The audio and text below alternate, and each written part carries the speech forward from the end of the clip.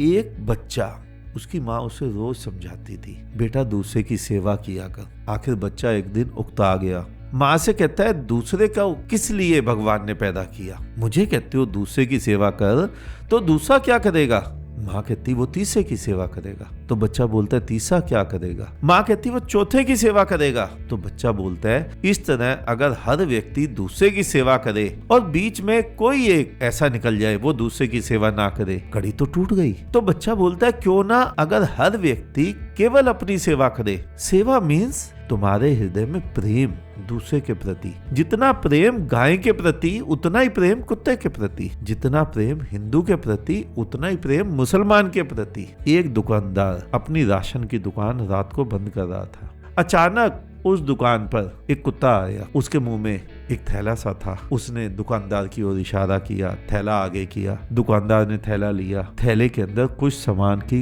पर्ची थी और पैसे थे। दुकानदार समझ गया सामान लेने आया है। दुकानदार ने पर्ची के हिसाब से सामान दिया, पैसे लिए और बचे हुए पैसे उसके थैले में डाल दिए। कुत्ता चला गया। दुकानदार को बड़ा आश्चर्य, ऐसा भी कुत्ता होता है, इतना समझदार। उसने सोचा देखूं ये कुत्ता किसका है। दुकानदार जल्दी जल्दी दुकान बंद करके पीछे पीछे चला। कुत्ता बस स्टैंड पर गया, बस आई, कुत्ता उसमें गया, कंडक्टर के पास गया। कंडक्टर ने थैले में से पैसे निकाले, टिकट उसके गले में, दोबारा थैले में डाल दी, पैसे डाल दिए और उसमें पता लिखा था और उस पते पर ड्राइवर को सूचित किया कि इसको उतार दे। बस रुकी, कुत्ता अपने निश्चित बस स्टैंड पे उतरा। दुकान का मालिक पीछे पीछे। कुत्ता अपने घर की तरफ बढ़ा। घर की तरफ उसने गेट को अपने पंजे से खटखटाया। 2-3 बार मालिक निकला। दुकानदार ने सोचा मालिक शाबाशी देगा। घर के मालिक ने निकलते ही 2 डंडे कुत्ते की पीठ पर जमा दिए। दुकानदार से ना रहा गया। वो पूछता है इतना समझदार कुत्ता, आपने फिर भी इसे मारा क्यों?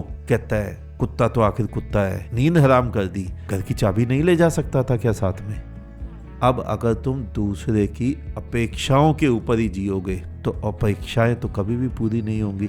इसकी भी नहीं हुई, नहीं तो घर का मालिक इतने समझदार कुत्ते को मारता। तुम दूसरे की अपेक्षाओं को कभी भी पूर्ण नहीं कर सकते। मैं तुम्हें कहानियां नहीं सुना रहा हूँ, मैं कह रहा हूँ तुम केवल स्वयं को पहचान जाओ, तुम केवल स्वयं तक पहुंच जाओ। बस तुम तक पहुंच जाओगे, तुम्हें अपना जीवन नजर आएगा, अपनी मूरत नजर आएगी।